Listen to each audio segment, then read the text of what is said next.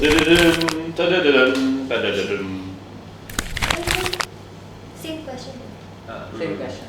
Si Mark ulit. Ako ulit? Yeah. Ayan yan. How couples navigate conflict in a healthy and productive way. Okay, so sa akin, ano siya, gusto ko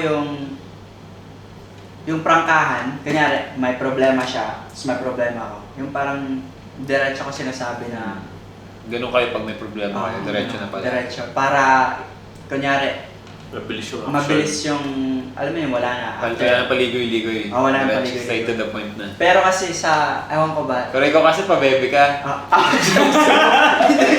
Doon sa Filipino culture, ewan ko, parang may ganun eh.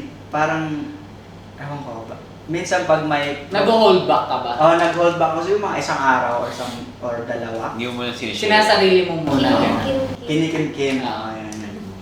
Pero, tinatry kong maging prangka din katulad niya. Kasi siya pag may problema siya galing, the f*** is this, Mark? Sabi ka na lang. Oh?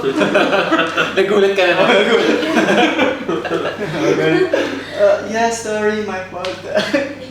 Diretso ano na yun, parang told you not, parang wag mo gawin to, hindi okay sa akin to, ba't mo ginagawa pa rin?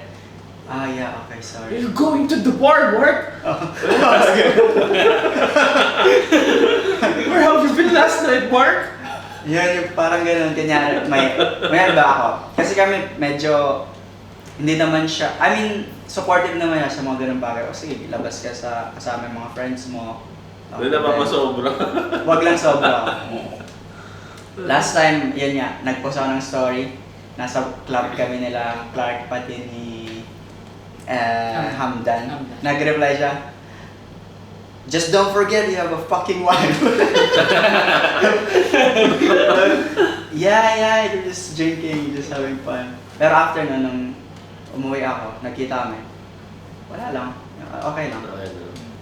Sinasabi niya yung problema, tas ayaw niya ng ganito, ganyan, tas yun, wag mo na ulitin. Hindi mo na inulit. Hindi na. Kasi takot ako. Sure ka? Parang hindi ka sure doon sa Takot siya eh. Takot eh. Pag hinampas, nagbabalibal yun eh. Pag hinampas ka na, tulog ka kaagad. So, yun. Just ano lang, parang be honest, tapos Makinig. yun, listen, tapos pag may hindi ka gusto, sabihin mo, wag mo nang kimkimin. Tapos, yun, kung ano yung gusto mong maging next step na solusyon. Yun.